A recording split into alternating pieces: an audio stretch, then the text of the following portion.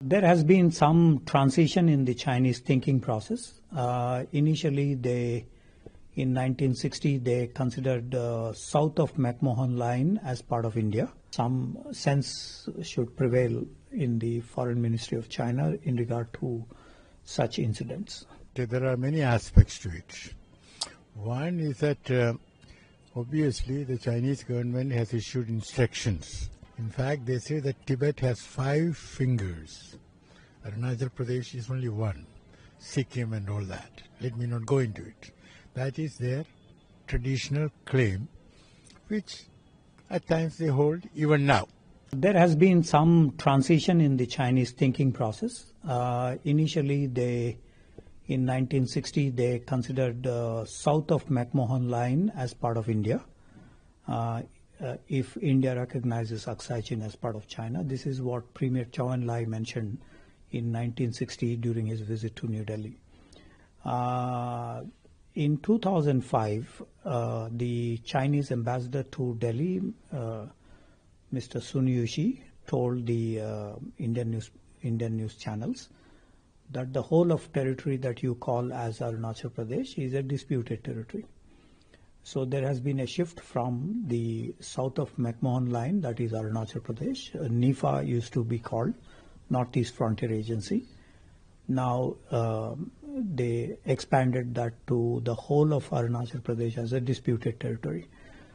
In 2007, an IAS officer delegation has not been given their visas when they want to travel from India to China. Every year there is the IAS officers delegation go to China, and that year it was because one of the members of that delegation hailed from Arunachal Pradesh.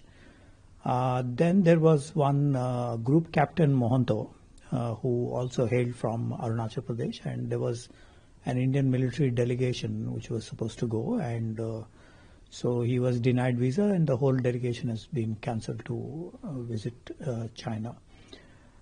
2010, there was the Chinese staple visas given to the Kashmir residents. But India stuck to its ground that this is instrument of accession was signed by the Maharaja of Jammu and Kashmir in 1947, and so there is no provision for China to issue those staple visas.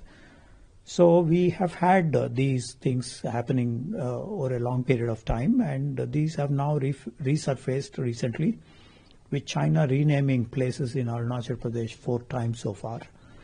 And there is the Chinese in 2003, they mentioned Arunachal Pradesh as southern Tibet, meaning that Tibet is part of China and southern Tibet is part of Tibet and Tibet is part of China. So a long logical argument that they try to put across in this domain. So Indian leaders have visited Arunachal Pradesh. Indian members of parliament are elected from that region. Many have become ministers, union ministers, like Mr. Kiran Rijiju, and there is also the Chinese argument about this. When Indian president visited Arunachal Pradesh, Indian Prime Minister and also the Dalai Lama, His Holiness the Dalai Lama, visited Arunachal Pradesh. And he was showing the TV crew this area that Tawang is belonging to India. So there has been a concerted move to criticize the Chinese position on what they are doing in terms of interference in the internal affairs of India. Now, how do we resolve this? The issue on the lady who was stopped in Shanghai and the other. I think the Indian position has been a little bit quiet in this regard because China is making a lot of noises in disregard to its own positions before, as I mentioned, the 1960 Chou En-lai position. So one is to expedite the territorial dispute resolution talks. For the past 37 years, we have been discussing, and even though Foreign Minister Wang Yi came to Delhi in August this year, and an early harvest discussion has been proposed, but there has not been much preparation from the Chinese side in that regard. So one is to resolve the territorial dispute and resolve these issues.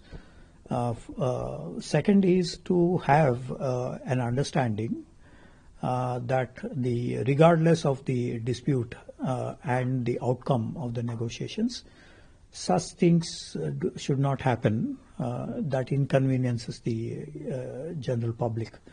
That is one way of addressing this. But here is China is not listening to any one of these suggestions. So I think some sense should prevail in the Foreign Ministry of China in regard to such incidents. What we have to understand is that there are many aspects to it. One is that obviously the Chinese government has issued instructions to the consular wings at airports that anyone holding Arunachal passport showing birth date, place of birth in Arunachal should be treated in a different way, because China officially holds that Arunachal Pradesh is South Tibet. In fact, they say that Tibet has 5 fingers. Arunachal Pradesh is only one. Sikkim and all that. Let me not go into it. That is their traditional claim, which at times they hold even now. At times. So that is that. And second thing is that the Chinese, we protested, and I'm glad we protested with clarity and strength. Both are important. And the Chinese have claimed that she was treated with all courtesy and respect, given food and all that. But then she has stated that that was not the case.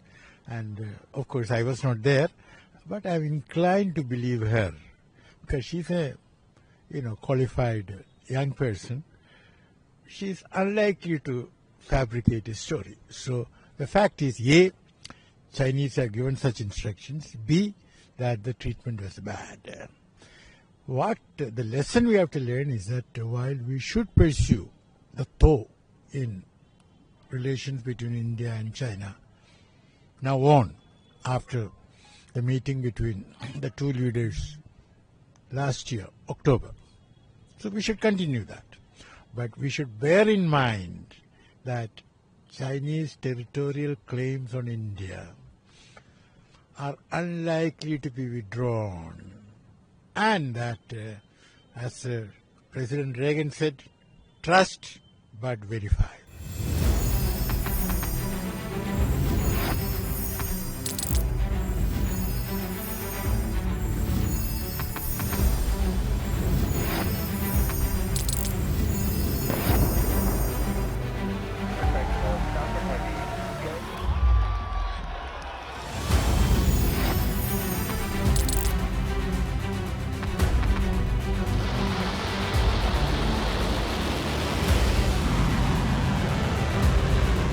Been fighting so long and so hard that they don't know what the they're doing.